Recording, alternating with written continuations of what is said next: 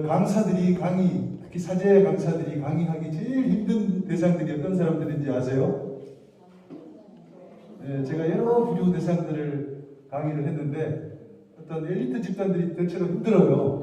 엘리트 집단들이 의사 선생님들 특강했는데 죽는 줄 알았습니다. 그때 먼저 차동엽 신부님도 울고 가셨다는 이야기 제가 들었어요. 정말 힘들었습니다. 그 다음에 또 힘든 사람들이 있더라고요.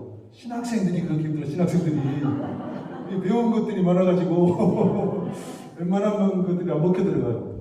그리고 아무래도 힘든 사람들은 함께 사는 동료 신부님들, 정말 힘듭니다. 뭐라고 해도 안 먹힙니다, 그냥. 제가 올 초에 어떤 수도에 신부님 수사님들 대상으로 비전 강의 했었는데 아니나 다를까 짐작을 했습니다. 멀찌감치 저 뒤에 앉아가지고 팔짱 끼고 그래 무슨 말 하는지 해봐 한번 들어보자 이런 얼굴들이에요. 근데 유난히 한 할아버지 신부님께서 제일 앞자리에 앉아가지고 저를 뚫어지게 바라보면서 경청하시면서 열심히 강의를 들으시는 거예요. 그래서 제가 마음속으로 단 한 명이라도 어디냐 그러면서 열심히 강의를 했죠. 그리고 마지막 날 파견미사 끝났는데 하필 그 신부님이 할아버지 신부님이 제 식탁에 딱 앉은 거예요. 대침목이 끝나가지고 제가 그랬습니다. 감사의 인사를 했어요. 신부님 정말 신부님이라도 제 강의를 그렇게 경청해 주셔가지고 제가 얼마나 용기가 났는지 모릅니다. 그랬더니 신부님 하시는 말씀이 웃겼습니다. 당신이 요즘 관상을 공부하고 있는데 신부님이 아무리 봐도 관상이 잘 안 나온다고. 그래서 방에 가서 또 관상책 보고 와서 또 뚫어지게 바라본 거예요. 괜히 좋다가 말았네. 그래서 정말 오늘은 너무 분위기가 이렇게 좋은 것 같습니다. 그래서 힘을 내가지고 강의를 해보겠습니다. 어제 우리는 최양업 신부님의 그 어떤 출생, 또 어떤 가족, 이름, 아버지, 어머니, 험난했던 성소용, 사제 성소용 여정에 대해서 살펴봤죠. 어제 드린 말씀 중에 기억나는 말씀 여러 가지가 있을 텐데 저는 늘 그게 참 마음에 와닿아요. 그 아버지의 뭐라고요? 아버지 최경환 프란치스코 성인, 아들 최양호 토마스 신부님. 가난한 이웃들을 향한 측은지심으로 가득 찼던 교우촌 회장님 최경환 프란치스코. 그런 아버지의 모습을 그대로 이렇게 따라하는 거예요. 그걸 그대로 고통받고 있는 조선 교우들 측은지심의 눈으로 바라봤다는 겁니다. 그리고 열심히 사랑을 실천했다는 겁니다.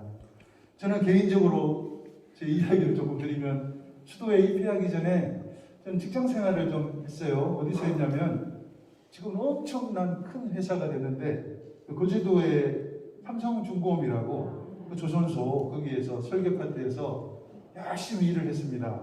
그때 마침 한국 그 순교자들에 대한 시성식이 여의도 광장에서 있었습니다. 그때는 지금하고 달랐어요. 아무것도 없이 큰 광장이었어요. 공원이었고. 그래 거기에 200만 명이 모였잖아요. 200만 명. 그때는 각 분당에 예외 없이 다 차출 무조건 올라와야 돼가지고 제가 살던 거제도 고현본당에서도 버스 2대 해가지고 그 꼭두 새벽에 출발해가지고 여의도 광장에 도착해서 화장실도 못 가고 한 6시간 동안 죽는 줄 알았습니다. 근데 그때 당시 참 감동이 컸습니다. 얼마나 많은 사람이 모이고 질서정연하고 또 교황님이 처음으로 교회 역사상 처음으로 교황청 밖에서 그렇게 대규모 시성식을 했잖아요. 그때 정말 큰 감동을 받았는데 그것이 자연스럽게 저를 수도성소로 이렇게 인도를 한 것 같아요. 근데 지금 생각해도 꽤 웃기는데 시성식을 끝내고 버스 타고 또 거제도로 한 7시간인가 달렸는데 버스 안에서 제 심정이 어쩌냐면 정말이지 순교용성으로 활활 불타오르는 거야. 회사로 돌아와서는 기회 닿으면 어디 순교할 기회가 없나? 계속 찾아봤어요. 여기저기. 결과가 어떻게 됐어요?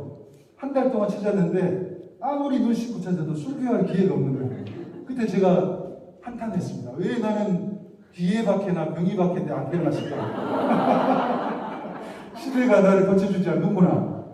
그 생각을 했습니다. 근데 또 깨달았어요. 꼭 피를 흘려야만 순교할 수 있는 것이 아니로구나. 신유밖에 기회밖에가 없는 지금도 순교할 수 있다. 근데 그것이 바로 최양업 신부님께서 우리에게 보여주신 모델이죠. 피를 흘려서도 순교할 수 있지만 피를 흘리지 않는 땀을 흘려서도 순교할 수 있다. 매일의 고통, 십자가 기쁘게 지는 것을 통해 순교할 수 있다. 일상의 순교, 백색 순교, 그렇게 이야기를 하죠. 사실 우리 여기 앉아있는 우리 모두는 내가 원든 원치 않든 순교자들의 후예예요. 우리 피 속에 순교자의 피가 흐르는 겁니다. 큰 은총이죠. 그래서 우리에게 주어지는 중요한 과제가 있죠. 더 이상 박해가 없는 시대에 우리는 선조들이 지니고 있었던 그 놀라운 순교 정신, 순교 영성을 어떻게 실천할 것인가? 백색 순교, 땀의 순교를 실천할 것인가? 이게 과제인 겁니다. 정답은 너무 간단하다. 죽을 각오로 현실의 고통을 직면하는 것. 죽기 살기로 기도할 때도 그냥 기도하는 것이 아니라 죽기 살기로 기도하는 것. 순교자의 마음으로 용서하는 것. 정말 보기 힘든 그분을 또 순교자의 마음으로 용서하는 것. 이것이 우리에게 주어지는 순교 영성을 실천하는 길이라 생각합니다. 오늘 아침에 이렇게 딱 일어나셨는데 오늘 이 아침이 내 인생의 마지막 아침이다. 여기고 최선을 다해서 사는 거죠. 앞으로 1년을 마지막 1년으로 여기고 멋있게 장식해 보겠다. 불꽃처럼 살겠다. 그것이 순교 영성을 실천하는 길이라는 겁니다. 사실 우리는 어린 시절에, 소녀 시절에, 꽃다운 청춘 시절에 어떤 꿈을 꿨어요? 그 드라마에 나오는 주인공처럼 나도 그렇게 살아봐야지 했는데 막상 현실은 어떻습니까? 왜 이렇게 구질구질합니까, 삶이? 꾸리꾸리하고 따분하고 지루하고 애들 표현대로 구려요, 삶이. 기쁨보다는 슬픔이 더 많고 희망보다 절망이 더 많죠. 내게 호의적이지 않은 현실이라는 겁니다. 바로 순교 영성이 필요한 때인 겁니다. 땀의 순교, 땀의 영성, 땀의 순교, 백색 순교자로 사는 것. 내 마음에 들지 않는 현실을 살면서도 활짝 웃으면서 사는 것. 바로 그것이 정답인 겁니다. 네. 그래서 이런 면에서 오늘 보십시다. 땀의 순교자, 6번째로 넘어갑니다. 땀의 순교자. 여기 최양업 신부님은 신자가 30만 있어도 백리길을 걸어갔습니다. 밤중에 몰래 갔다가 동이 뜨기 전에 나왔기 때문에 길을 잃은 적이 여러 번이었습니다. 이런 표현이 있습니다. 꿈에 그리던 조선에 입국한 최양업 신부님은 11년 6개월 사제로 살다가 돌아가셨는데 전국 129개 교우촌 쉼없이 돌아다니면서 뭘 하셨어요? 신자들 격려하고 위로하고 성사 주고 세례성사, 성체성사, 보혜성사 주고 그렇게 다니신 겁니다. 기록을 다 합한 분도 계시네요. 어떤 분이 꼼꼼한 분이 매년 7,000리니까 뭐 2,800km. 순교 전까지는 9만리. 그러니까 35,000km. 이것은 서울에서 부산까지 왕복하면 54번 왕복해야 되는 겁니다. 그것을 자동차가 아니라 말도 아니고 걸어서 그렇게 다니셨다는 겁니다. 근데 놀라운 일 한 가지가 이분이 걸었던 길은 어떤 평탄한 길이 아니었어요. 호젓한 산책길이 아니었다는 겁니다. 여기 지금 너무나 아름다운 산책길이 있는데 이게 아니었어요. 늘 오르락내리락. 우리 박해 받던 시절에 교우들이 박해를 피해서 계속해서 어디로 올라갔어요? 산 깊숙한 천고지, 1,500고지로 올라갔다는 겁니다. 거기를 매일 등산을 하신 겁니다. 저희 집의 근처에 아주 멋진 길이 하나 새로 생겼어요. 해변 따라서 이렇게 쫙 길이 나 있습니다. 근데 여기는 지금 보시는데 조금 옥체길 그때부터 고통이에요. 오르막길, 오르락내리락 해안 따라 계속 걸어요. 근데 1코스가 여기서부터 시작해서 저희 집까지 한 20km도 채 안 됩니다. 근데 걸리는 시간이 4시간, 5시간이에요. 한 번 다녀오면 기진맥진합니다. 작년에 저는 딱 한 번 걷고 그 뒤로는 절대 안 걷습니다. 너무 힘들어.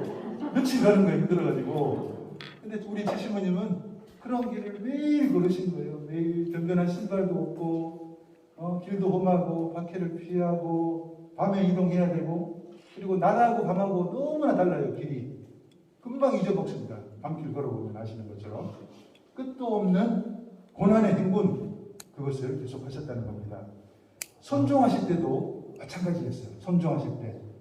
네, 1860년 경신박해가 일어나죠. 최 신부님께서는 내가 이 신자들 위해서 조금 더 이 땅에 머물러야 되겠다 하고 피하시죠. 경상남도 언양, 간홀산, 중림굴이라고 있어요. 그쪽 지방이 이렇게 굴이 많아요. 굴이. 거기서 3개월 동안 숨어 지내시죠. 근데 거기서 숨어만 지내신 게 아니라 밤 되면 교우촌을 또 방문하면서 성사를 집전했습니다. 당연히 피로가 쌓이고 쌓였죠. 그 굴 속에서 얼마나 편안한 침대가 있었겠어요? 그냥 쭈그리고 자는 거죠. 1861년 6월 15일에 딱 만 40세 지나고 나서 매년 자신의 관할 구역에 대한 사목활동에 보고를 주교님께 해야 돼요. 베덴네 주교님에게 보고 드리려고 서울로 올라가시던 중에 문경을 지나던 중에 지난리에 5리터 주막이라는 곳이 있는데 거기 배가 고파서 들르셨겠죠. 그래서 약주 몇 잔 드시고 소고기 몇 점 얻어 드셨는데 그게 아마 상했던가 봐요. 배탈이 제대로 나는 거예요. 또 거기다 과로에 또 장티푸스까지 겹쳐가지고 끝내 회복하지 못하고 돌아가셨죠. 선종하기 전에 당시에 베론 신학교 교장님 포르티에 신부님이 달려오셔가지고 다행히 병자성사를 받으시고 시신은 베론으로 옮겨져가지고 여기 뒷산에 앉아있게 된 겁니다. 일종에 보면 과로사라고 할 수가 있겠습니다. 과로사. 예, 이렇게 말씀드렸고 다음은 눈물의 사제, 눈물의 사제 전향 토마스 신부님에 대해서 조금 말씀드립니다. 1844년 5월 19일 어제 말씀드린 지명, 무슨 지명, 특별한 지명이 있었죠. 부제품 받고 몽골하고 중국 사이에 소팔로 가자. 외우기 힘들면 소팔로 가자. 소팔로 보면 소팔 가자. 소팔 가자에서 보는 어제 우리가 읽었죠. 두 번째 서한. 거기에는 동포들의 고초에 눈물 흘리는 최양업 신부님의 어떤 모습이 담겨져 있습니다. 이런 표현이 있습니다. 저의 동포들이 지금 처한 딱한 사정을 생각하니 탄식과 눈물을 쏟지 않을 수가 없습니다. 탄식과 눈물을 쏟지 않을 수 없습니다. 또 11번째 서한, 여기 바로 베론에서 보냈습니다. 가련한 동포들의 향한 애끓는 마음을 엿볼 수 있습니다. 그러한 공경에서 그들을 구해낼 수 없는 제 무능한 모습을 보는 것이 얼마나 비통한 일입니까? 당신은 도와주고 싶은데도 못 도와주는 거예요. 끌려가는 그 교우들, 고문당하는 교우들 못 도와주는 게 너무나 슬퍼서 울었습니다. 당시에 그 옥에 갇힌 교우들이 부지기수였는데 당시 옥바라지는 요즘처럼 정부가 하는 것이 아니라 요즘은 정부가 해서 싹 다 해줘요. 교도소가 너무 좋습니다. 럭셔리합니다. 겨울에는 온수도 나오고 침대도 있고 따뜻하고. 근데 그때 당시에는 가족들이 옥바라지를 해야 됐어요. 네. 근데 가족들이 다 옥에 갇혔으니 누가 옥바라지를 해? 그냥 좁은 감방에 갇혀서 그냥 굶으면서 고문당하면서 죽어가는 것이 당시 우리 선조들의 그런 모습이었습니다. 최양업 신부님께서 그분들 보면서 뭔가 저 같으면 지금 몇만 원 있는데 그거라도 꺼내가지고 영치금이라도 넣어줬으면 좋겠다 싶었는데 한 푼도 없는 거예요. 그런 자신의 처지가 너무나 서글픈 거예요. 또 눈물을 흘립니다. 12번째 편지에 그런 표현들이 나와 있습니다.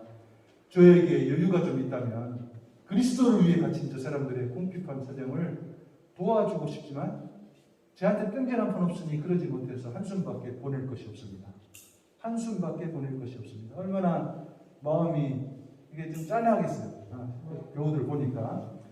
그리고 공소 순회 때마다 최양업 신부님이 딱 나타나면 교우들이 그냥 기다리고 있는 거야. 마냥 며칠간 하루 종일 막 기다리고 있어요. 그래서 큰 환영을 받죠. 너무나 기쁘죠. 그러나 한 이틀 머물고 계시다가 헤어질 때면 내가 언제 또 이분들을 만날 수 있으려나, 과연 다시 만날 때는 살아있으려나, 그런 마음에 또 눈물을 흘리시는 거예요. 기쁨도 컸지만 슬픔, 눈물도 많이 흘리신 눈물의 사제가 우리 최양업 토마스 신부님이었다는 겁니다. 자, 그럼 8번째로 넘어가겠습니다. 8번째, 나라와 백성을 극진히 사랑한 사제 신부님이었다는 겁니다. 최양업 신부님은 천주교 신자들도 극진히 사랑했지만 백성 전체, 그 다음에 고통받고 있는 조선 전체를 각별히 사랑한 사제였습니다.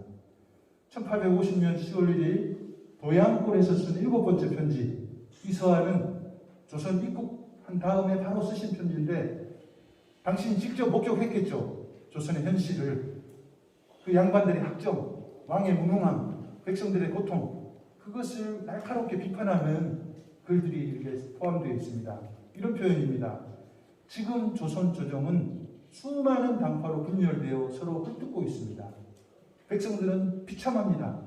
관원이나 포졸들은, 양반들은 아무것도 생산하지 않고 가려운 주고에만 눈이 먼 약탈자들입니다. 가난한 백성들은 1년 내내 뜻빠지게 일하지만 겨우 온갖 종류의 세금을 내야 되니 얼마나 고통스러운 현실입니까? 이런 편지를 쓰고 있습니다. 또 14번째 편지에는 아주 재미있는 내용이 등장합니다. 나중에 집에 가서 한번 꼭 읽어보세요. 리부아 시모님에게 편지를 쓰셨는데 돌아가신 전임 페레올 주교님의 그 사목 책임자로서의 어떤 부족함에 대해서 솔직하게 쓰고 있는 거예요. 페레올 주교님께서 평판이 좋지 않은 양반들만 편애하셨는데 그들만 독사를 서게 하시고 이것이 되겠습니까? 그것 때문에 신자들 사이에서 원성이 자자합니다. 그러면서 굉장히 어려운 일이었을 텐데 강경한 당부를 드리는 거예요. 조선에 파견되는 파리예방선교회 신문민들께서 조선 백성이 처한 이 비참한 현실, 풍속, 이것을 미리 잘 파악하고 숙지하고 파견하라고. 그렇지 않을 때 사목이 얼마나 큰 지장이 오고 그것이 백성들에게 큰 고통으로 돌아온다니까 그것 꼭 좀 당부한다고 그 신부님에게 편지를 쓰고 있는 거예요. 책임자 신부님에게. 그래서 굉장히 용기가 있는 분이기도 하고 또 한편으로 저는 최양업 신부님이 뒤끝 장렬하는 분이로구나. 뒤끝 장렬하는 페레올 지교님 평판 안 좋다고 막 꼬지르는 거예요. 그래서 최양업 신부님 나와 별반 다를 바 없구나 하는 마음에 안도감이 좀 들었습니다. 아무튼 최양업 신부님의 편지 속에는 좋은 내용, 영웅적인 독행만 실려 있는 것이 아니라 이 당신의 고충, 어려움, 하소연하고 있다는 겁니다. 예를 들면 14번째 편지에서 더 노골적인 내용들, 불만을 넘어서 질타를 하고 있습니다.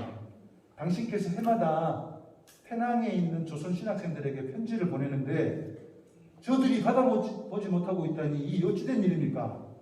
제 마음이 굉장히 상합니다. 혹시 신학교 학장신부님이 편지를 싹 가로채는 건 아닙니까?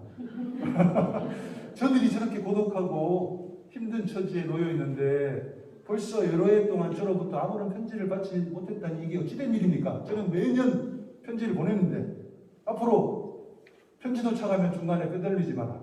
꼭 전해주라. 이렇게 글을 쓰고 계시는 거예요. 그래서 이런 내용을 통해서 이 최양업 신부님의 편지들의 진정성, 그걸 확인해 볼 수가 있는 거예요. 좋은 이야기만 쓴 게 아니라 속상하는 이야기, 있는 그대로의 마음 이야기를 쓴 걸 봐서 친절성, 그것이 확실하다고 볼 수가 있는 겁니다. 15번째 편지 안에도 같은 맥락으로 쓰고 있어요. 조선의 선교사들을 파견하시되 엉뚱한 놈들 파견하지 말고 제일 품질 좋은 훌륭한 선교사들을 파견해달라. 이렇게 청하고 있습니다. 너무나 이건 마음에 드는 이야기죠. 저희도 그런 체험을 많이 했어요. 초창기에 선교사들이 오는데 좋은 사람들이 왔어야 되는데 엉뚱한 놈들이 와가지고 이 초창기를 완전히 흐려놔버리더라고요. 많은 경우. 그래서 우리 최양업 신부님도 그걸 보신 거예요. 여러 선교사들이 오다 보니 어떤 성품이나 자질이 부족한 분들도 따라온 거예요. 그로 인해서 최양업 신부님이 받았던 스트레스도 컸던 것 같습니다. 또 최양업 신부님께서 덧붙여서 또 특별한 당부를 하십니다.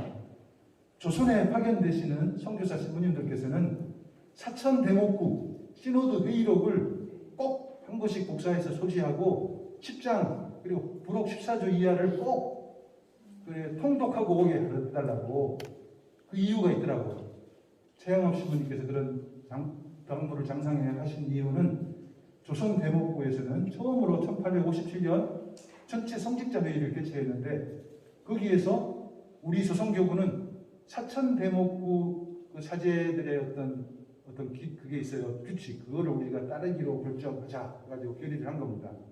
그리고 10장에는 선교사들이 교우들을 어떻게 바라보고 어떻게 선교사들이 교우 앞에서 처신해야 되는지 나와 있고, 부록 14조 이하에서는 선교사제들이 여성들 앞에서 어떻게 처신해야 되는지 거기에 대한 행동 어떤 지침들이 소개되고 있다는 겁니다.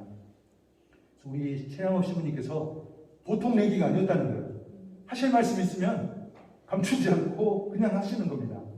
비록 상대방이 장상이라 할지라도 하실 말씀 하신 겁니다. 윗사람에게 직원한다는 게 굉장히 힘든 일이죠. 큰 결심을 먹고 할 수 있는 일입니다. 최양업 신부님은 조선교우들을 사랑하는 마음에서 그런 쓴소리를 할 수 있는 용기를 지니신 분이었다. 강단 있는 분이었다. 그래서 일과 땀과 눈물의 순교자, 나라를 극진히 사랑한 최양업 토마스 신부님에 대해서 소개해드렸는데, 이런 모습을 통해서 어떤 그분의 영성적 측면 몇 가지를 이렇게 찾아볼 수 있을 것 같아요. 그래서 자, 9번째는 이분이 좀 패대월 주견이죠. 네, 9번째 우리 최양업 신부님은 희망의 사도였다. 희망의 사도. 늘 고통스러운 현실에서도 늘 희망을 부어주셨습니다. 조금 견딥시다. 힘을 냅시다. 얼마 남지 않았습니다. 계속 격려한 거예요. 낙천주의자였습니다. 아무리 그 비참한 현실 속에서도 또 희망을 본 거예요. 네. 그 최양업 신부님이 사목활동하신 기간은 사회적, 종교적, 정치적으로 너무나 힘든 기간이었습니다. 가난한 백성들은 그 누구도 의지할 곳이 없었습니다. 왕이 사실 알아서 착착해줘야 되는데 왕이 안 되니까 그 신하들이 또 그렇습니까? 왕하고 똑같이 되는 거죠. 아무도 백성들을 챙기는 사람이 없었습니다. 중간 관료들은 어떻게 하면 백성들 호주머니를 다 뒤져서 다 끌어가려고 힘을 썼습니다. 양반들은 평생 놀면서 서민들의 똥꼬를 빼먹었습니다. 백성들만 죽어난 거예요. 이런 시기 최양업 신부님은 전국 산천을 돌아다니면서 교우들에게 희망의 빛을 건넨 겁니다. 격려하고 위로하고 칭찬하고 박해 중에서도 끝까지 포기하지 말자고 이렇게 희망을 불어넣어주고, 적대자들과 비신자들 앞에서도 주눅들지 말자, 당당한 모습으로 순교의 길을 가자고 힘을 넣어주신 겁니다. 그래서 아버지 최경환 프란치스코 성인이 그러셨던 것처럼 최양업 신부님도 신자들을 만나면 늘 그런 이야기 하신 거예요. 거룩하고 숭고한 죽음을 맞이하자. 순교 준비 작업. 그게 매진하신 겁니다. 그래서 그런 노력 결과 교우들이 기쁜 얼굴로 순교의 길을 걸어가신 겁니다. 그래서 오늘 우리도 각자의 마지막 순간을 어떻게 맞이해야 되는지 고민해 보면 좋겠습니다. 어떻게 보면 우리 각자의 죽음의 순간, 임종의 순간은 어떻게 보면 순교의 순간하고도 유사한 거예요. 어떻게 보면, 그죠? 굉장히 고통스럽죠. 호흡도 곤란하죠. 나만 죽어야 되니까 외롭죠. 떠나야 된다니 두렵죠. 어떻게 보면 그 순간이 우리 각자에게 주어지는 하나의 순교 시간이라는 겁니다. 그래서 그 순간을 우리도 당당하게 유머 감각으로 충만한 채 여유롭게 낙천적으로 그 순간을 이렇게 맞이해야 되리라 생각합니다. 저희 선친께서 3년 전에 이렇게 세상을 뜨셨는데 그 모습이 아직도 제 머릿속에 생생합니다. 오랜 기간 그 간암으로 고생을 하셨는데 그 마지막에는 그 아주 좋은 병원을 가셨어요. 어디 가셨냐면 모현, 경기도 포천에 있는 모현 호스피스 병동, 거기 돌아가셨는데 수녀님들과 임직원들이 얼마나 따뜻하게 마지막 길을 동반해 드렸는지 저는 막 너무나 막 감사해서 잊을 수가 없습니다. 네, 저는 요즘 그 임종 암으로 힘든 분들 만나면 적극적으로 호스피스 병동을 추천하는데 그분들이 주장하는 바가 너무나 아름다워요. 이렇게 외칩니다. 죽음은 삶의 완성입니다. 죽음은 삶의 완성입니다. 임종자들도 인간입니다. 임종 때도 인간답게 존엄한 모습으로 세상을 떠나야 됩니다. 이것이 그분들의 신조인데 정말 그렇게 살고 계시더라고요. 그래서 저는 아버지 임종을 못 지켰는데 돌아가시기 하루 전날 제가 갔어요.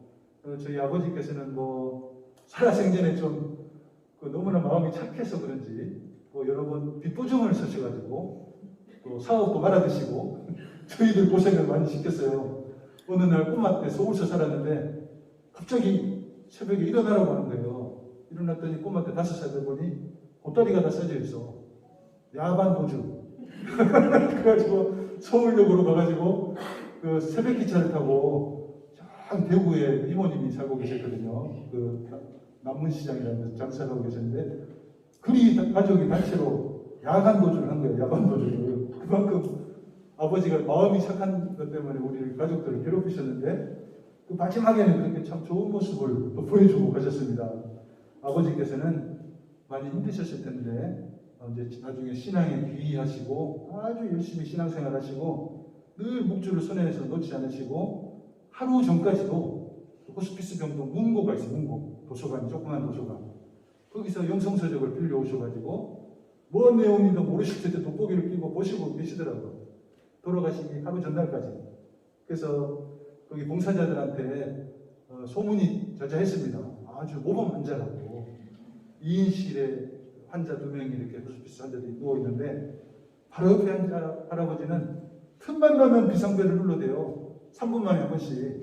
그러면 또 즉시 달려오게 돼 있거든요. 간호사가. 어르신은 어디 아파요? 막 또 아프다 그러고 괜찮아질 거예요. 하면 또 3분 뒤에 또 눌러. 그렇게 괴롭혔는데 저희 아버지는 한 번도 그렇게 하지 않으시고 의료진들 만나면 늘 환하게 웃으시면서 고맙다고 수고 많다고 해서 다들 그렇게 고마워했습니다.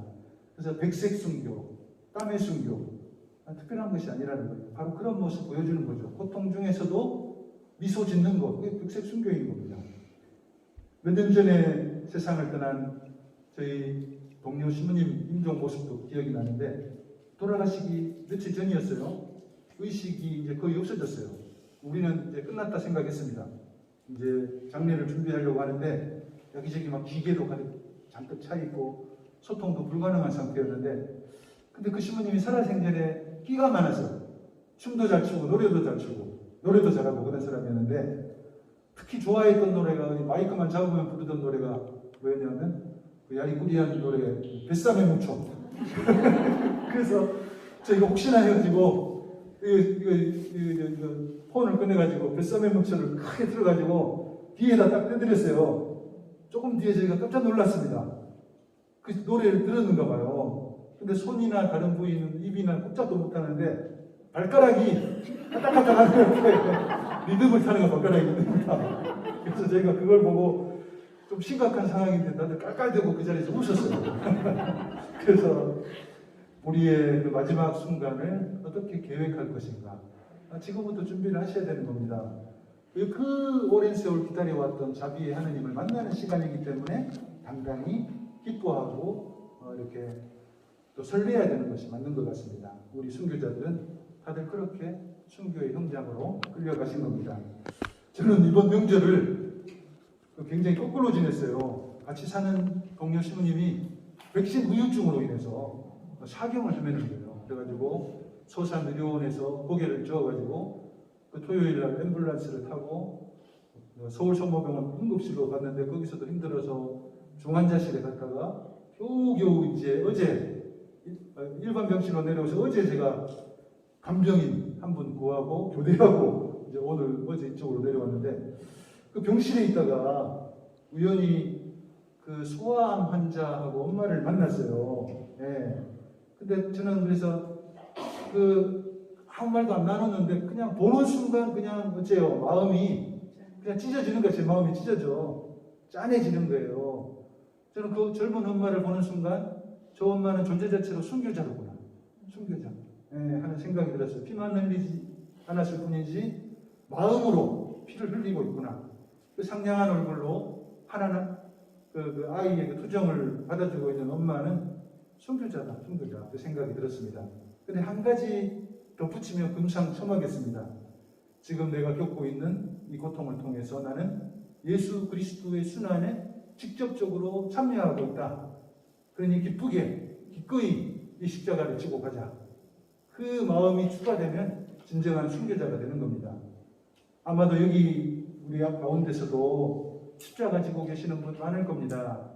장애를 지닌 자녀를 케어하고 계시는 분, 치매나 노안으로 고통받고 있는 어르신들 봉양하고 계시는 분들.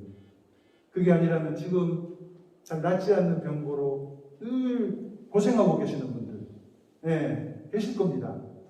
바로 어떻게 보면 백색 순교를 실천할 수 있는 가장 좋은 분들입니다. 그 고통을 기꺼이 견뎌내고 고통 속에서도 환하게 웃으시고, 더 중요한 거 플러스 알파, 이 고통 통해서 나는 예수 그리스도의 순환에 직접적으로 참여하고 있다. 그 마음을 가지는 거 백색 순교자가 되는 비결이다 저는 생각합니다. 자, 다음으로 10번째, 어떻게 보면 조선의 사도 바오로 최양업 신부님입니다. 저는 이렇게 말씀드리고 싶습니다. 조선의 바오로 사도 최양업 신부님. 저는 개인적으로 최양업 신부님 공부하면서 참 여러 가지 은혜도 많이 받고, 다 읽고 나서 든 생각은 바오로 사도하고 똑같구나. 바오로 사도하고 돌아다니는 위치만 다르지 똑같구나, 그 생각이 들었습니다. 여러분들, 바오로 사도는 어떤 분이었습니까? 말마디 그대로 이방인의 사도였습니다. 유다 지방을 복음 선포를 한 것이 아니라 유럽 전체를 담당했기 때문에 틈만 나면 최양업 신부님처럼 복음 전도 여행을 떠난 거예요. 근데 그 여행이 크루즈를 타고 간 것도 아니고 비행기를 타고 간 것도 아니고 그냥 걸었습니다. 강이 있으면 조그마한 목선에 몸을 의지해야 됐습니다. 산길을 가다가 강도도 만나고 이교도 지역에 들어가서 붙들려가지고 죽을 만큼 맞기도 하고, 그런 모습이 전국 산천 이골짜기 저골짜기 다니시던 최양업 신부님하고 너무나 흡사하구나, 그 생각이 들었습니다.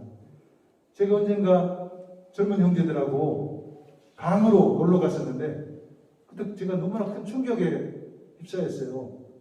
그 급류에 휩쓸려가지고 거의 그냥 죽기 일보 직전에 이렇게 살아난 적이 있었는데, 그 뒤로 정말 물이 무섭더라고요, 물이. 그래서 큰 위기를 체험하면 뒤따라오는 것이 있는데, 그게 뭐예요? 트라우마죠, 트라우마. 사람이 굉장히 약해지더라고요. 그 물에 대한 두려움을 극복하는데 아마 10년 이상 걸리더라고요. 근데 바오로 사도 고백하시는 걸 보면 전도 여행길 하다가 물에 빠져 죽을 뻔도 했습니다. 파손되는 경험을 3번이나 했습니다. 이렇게 고백하고 있습니다. 또 보면 어떤 날은 겨우 나무 조각 하나 붙들고 하루 온종일 바다 위에 떠 있었습니다. 구조를 기다리는 그 순간에 고통과 두려움을 이렇게 어떻게 표현하고 계시는 겁니다. 또 여러 차례 옥에 갇혀가지고 또 이렇게 매를 맞기도 하죠. 여러분들 혹시 지금까지 투옥 되셔보신 적 있어요? 영등 북구치소나 그 보통 괴로운 일 아닙니다. 인간으로서 가장 기본적인 권리, 자유가 사라지는 거예요. 누군가가 모든 걸 나를 통제해요. 내가 할 수 있는 것이라고는 그저 갇혀있는 것 뿐입니다. 이 보통이 아니라는 겁니다. 매도 엄청 맞았습니다. 바오로 사도. 유다인들에게 39대씩 5차례. 근데 그 유다인들이 사용한 매는 옛날에 선생님들이 때리던 어떤 자라든지 해초리가 아니라 어마무시한 그냥 그 매였어요. 한 대만 맞아도 정신을 못 차릴 만한 그런 매였다는 겁니다. 신음이 자동으로 새어나오는 모진 매를 맞으신 거예요. 몇 대 맞았냐는 것보다도 누군가로부터 이유 없이 폭력을 당한다는 거 얼마나 치욕적인 일이겠어요. 누군가가 나를 벗기고 때린다고 생각해 보세요. 그 얼마나 치욕적인 일이겠습니까? 예수님으로 인한 바오로 사도의 인간적인 생애, 외적인 생애는 참혹하고 험난했다는 겁니다. 바오로 사도 스스로 나열하고 있는 그 고난의 여정, 그것들을 하나하나 제가 묵상해 보니 정말 눈물이 다 날 정도의 고통스러운 인생이었다는 겁니다. 그러나 바오로 사도가 노인이 되고 나서 자신의 인생 전체를 돌아보면서 남긴 고백이 있습니다. 뭐라고 고백합니까? 돌아보니 다 은총이었습니다. 하느님의 은총이었습니다. 그리고 우리에게 당부합니다. 항상 기도하십시오. 늘 감사하십시오. 언제나 기뻐하십시오. 이 바오로 사도가 정말 대단한 영성가라는 거 여기서 이렇게 우리가 알 수가 있는 겁니다. 고통 속에서도 감사하고 기뻐하고 쉬지 않고 하느님을 찬양하고 기도하는 것, 이게 바오로 사도의 영성 생활이었는데 오늘 우리에게도 시사하는 바가 크다고 생각합니다. 바로 최양업 신부님하고도 맥이 다 있습니다.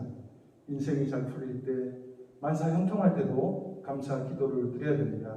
세상이 아름다울 때도 찬미의 기도를 드려야 되는 겁니다. 그러나 시련의 파도가 넘실거릴 때, 감당하기 힘든 십자가가 다가올 때, 죽음의 그림자가 언젠가 다가올 때도 기도하고 감사하고 하느님을 찬양하는 것. 그것이 바로 사도의 어떤 영성이었고 또 최양업 신부님께서 우리에게 남겨주신 영성의 모습이었다는 겁니다. 최양업 신부님의 서한을 쭉 이렇게 읽으면서 그 바오로 사도하고 좀 흡사해요. 바오로 사도도 복음 선포 여정에서 쓰라린 실패 체험을 이렇게 하셨어요. 최양업 신부님도 쓰라린 실패를 체험하는데 11번째 편지에 잘 나타나 있습니다. 이런 표현하고 있습니다. 이번에 올해 성인 영세자 수가 자그마치 240명이나 됩니다. 굉장히 이렇게 뭐 감동을 하면서 편지를 쓰는데, 그러나 세례받은 양반들의 모습을 보면 분통이 터질 지경입니다. 한량입니다, 이놈들은. 아무리 가난에 찌들려도 굶어 죽으면 죽었지 육체노동을 안 합니다. 그래서 횡령과 사기와 착취로 살아갑니다. 도박과 주색 잡기에 푹 빠져 살아갑니다. 그런데 저들이 입교하면 이전의 방탕한 생활을 청산해야 마땅한데 그들이 살아갈 방도가 없으니 다시금 예전의 생활로 돌아가는 것이 부지기수입니다. 이렇게 보고를 하고 있습니다. 그래서 최양업 신부님이 이렇게 절망하고 좌절한 경우도 많죠. 그렇게 열심히 노력해가지고 세례를 줬는데 엉뚱한 길로 가는 사람들이 많았다는 겁니다. 또 복음을 전하러 가는 길을 떠나시는 최양업 신부님은 어쩔 수 없이 어떤 때는 무장을 해야 돼요. 무장. 뭘 지녀야 돼요. 칼을 지녀야 돼요.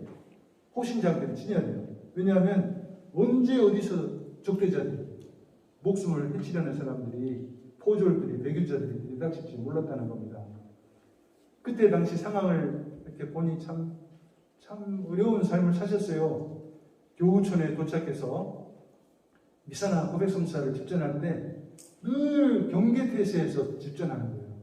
늘 조마조마한 상태에서 언제 밀고를 해가지고 들이닥칠지 몰라. 포졸들이 늘 쫓기면서 오늘 하루가 내 사제생활의 마지막이다 생각하며 그렇게 사목생활을 하신 거예요.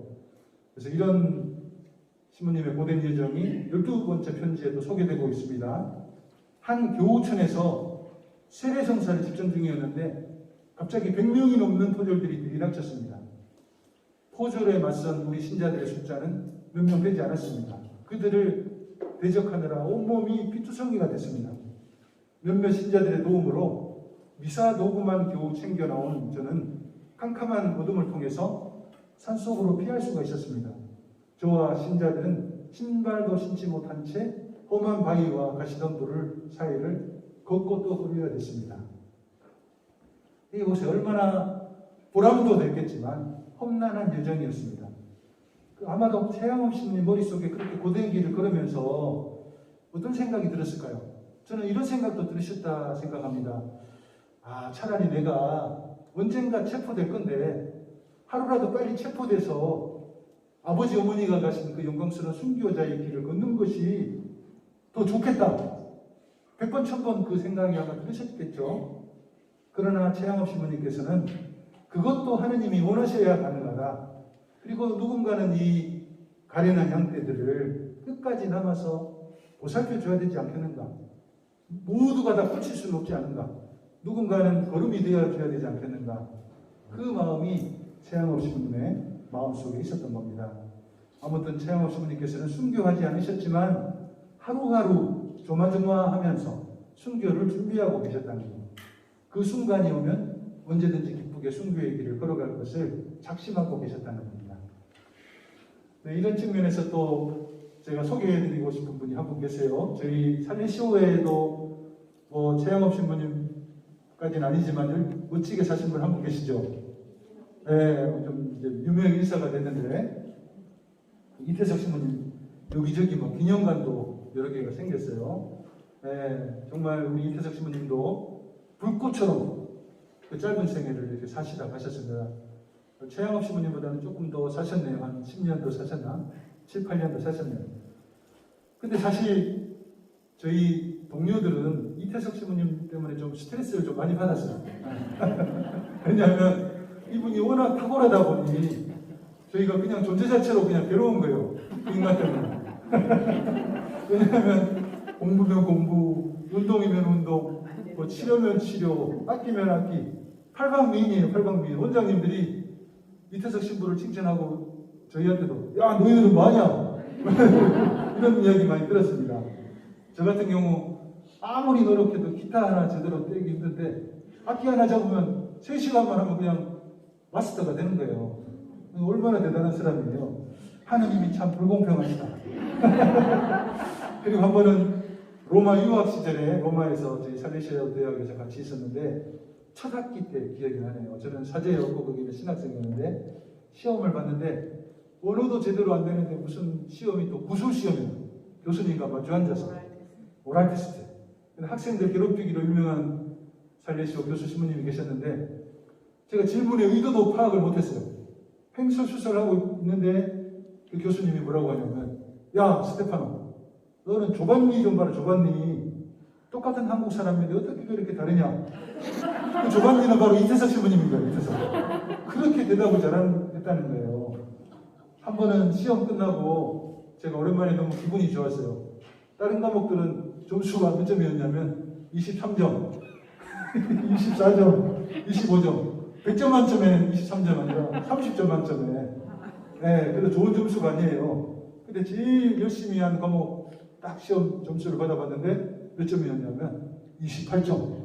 그러니까 89점, 90점 되는 거예요. 그래서 기분이 좋았어.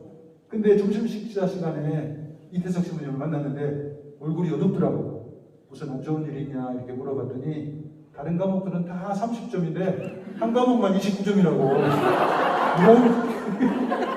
이거 완전히 진짜 너무나 그래서 우리에게 스트레스를 많이 받죠. 아무튼 이태석 신부님은 빨리 돌아가실 줄 짐작을 했었는지 모든 면에서 열심히 살았어요.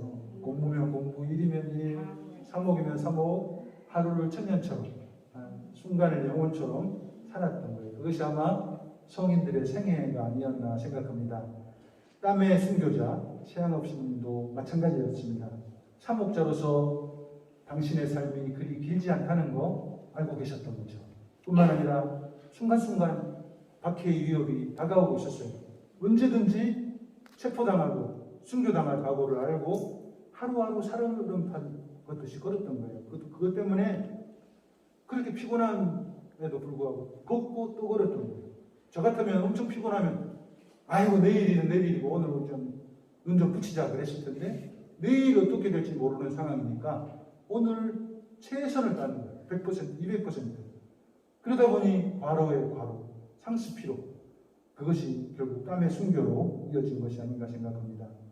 네, 오늘 이렇게 첫 번째 강의를 이렇게 좀 마무리하면서 한 가지 좀 덧붙여서 드리고 싶은 말씀이 하나 있어요. 그 불가에서 전해 내려오는 의미심장한 일화가 하나 있습니다. 한 스님과 과부에 얽힌 사연입니다. 스님과 과부, 미묘한 사이입니다. 열심히 불공을 드리는 스님과 열심히 동동주를 파는 과부가 나란히 붙어 있었어요. 절 옆에 바로 술집이 있었어요. 스님은 하루 온종일 목탁을 두드리면서 불공을 올렸고 과부는 열심히 남정네들 사이에서 추파를 날리고 동동주를 팔았어요. 그리고 세월이 흘러가지고 둘 다 이 세상을 떠나고 저 세상으로 건너갔어요. 결과가 어떻게 됩니까? 깜짝 놀랄 일이 발생했습니다.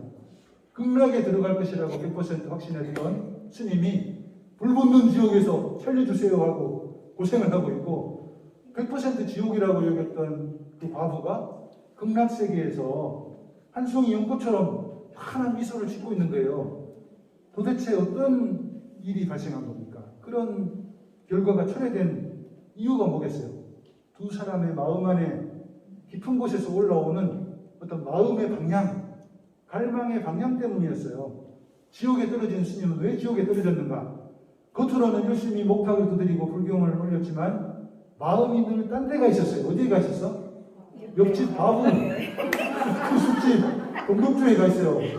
목탁을 두드리면서 야 나도 저 동동주 한번 마셔봤으면 저 바보가 왜 저렇게 예쁘지 하고 맨날 거기가 있었는데 그러니까 그 결과 그 평생 드린 불공이 헛불공이야. 부처님이 헛불공을 받아들여 줄 리가 없죠. 스님은 옷은 스님 옷을 입고 있었지만 평생 스님 아닌 스님으로 사는 거예요. 헛물만 핀 겁니다. 결과가 지옥이었어요. 그러나 과부는 어떻게 됐습니까? 열심히 술을 팔면서도 마음으로 늘 옆집 스님을 부러워했습니다. 저 스님은 얼마나 좋을까? 새벽마다 예불을 드리고 부처님 앞에 꽃을 올리고 하루 종일 경전을 읽고 나도 그래봤으면 거룩한 갈망이 지속적으로 그 여인 안에 있었던 겁니다. 여인은 어쩔 수 없는 태생적 현실로 인해서 진흙탕 속에서 살았지만 언제나 마음으로 불공을 들이며 살았던 겁니다. 진흙탕 속에 핀 연꽃처럼 살았습니다. 그 결과가 바로 극락인 겁니다.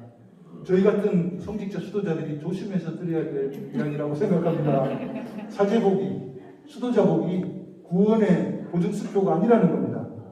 많은 사람들이 착각하고 있습니다. 교계 제도 안에서 성직자 수도자들은 평신도보다 훨씬 하느님 가까이 있다? 틀렸어요. 교회는 그것이 아니라고 가르치고 있습니다.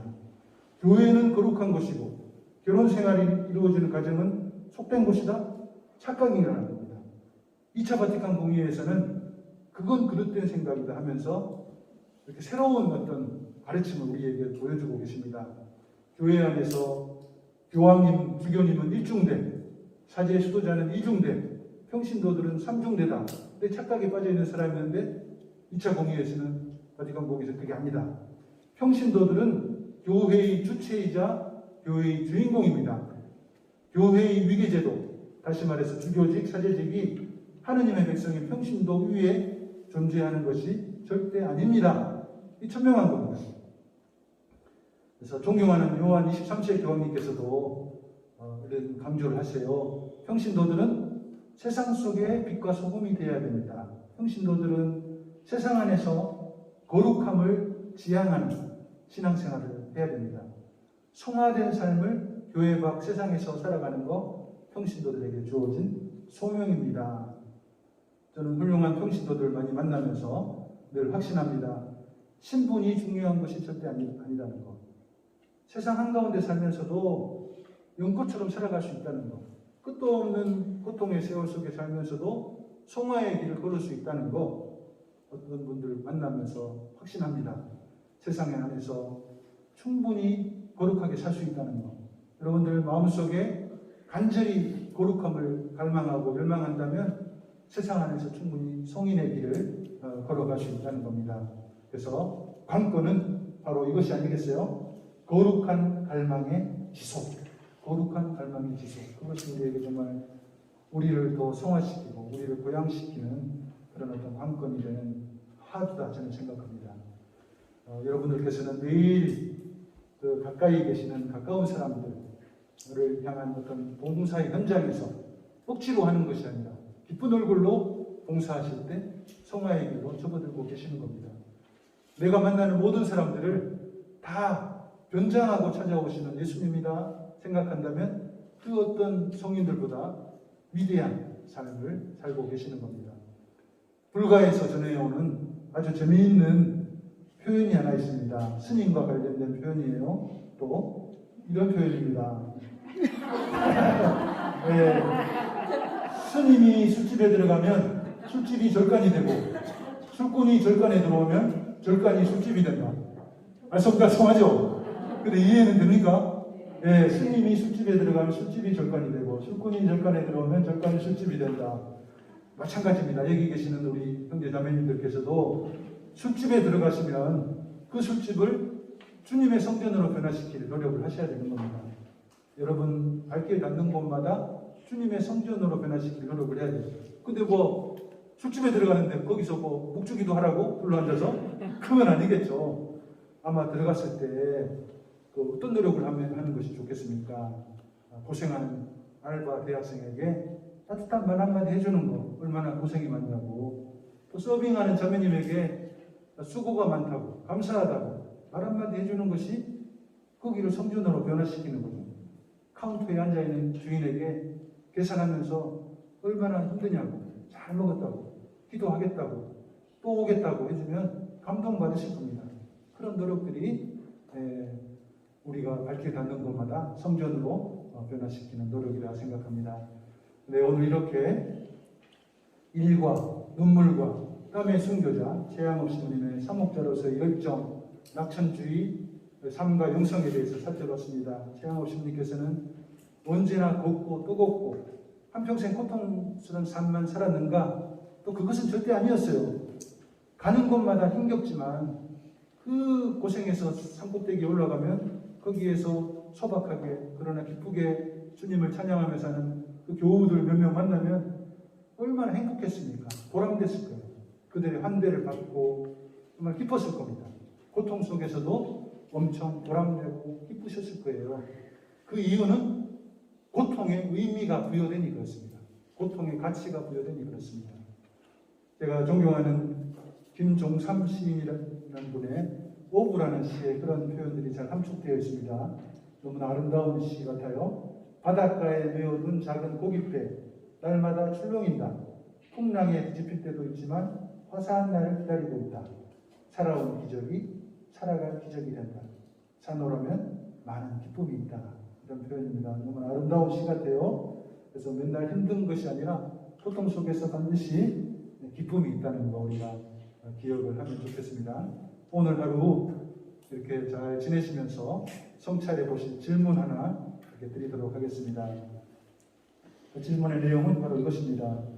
지금까지 살아오면서 미처 찾아내지 못한 내 삶 속에 숨어있는 감사거리, 기쁨거리들은 무엇입니까? 한번 생각하시면서 오늘 또 행복한 시간 이렇게 보내시면 좋겠습니다. 영광이 성부와 성자와 성령께 성부와 성자와 성령의 이름으로 수고하셨습니다.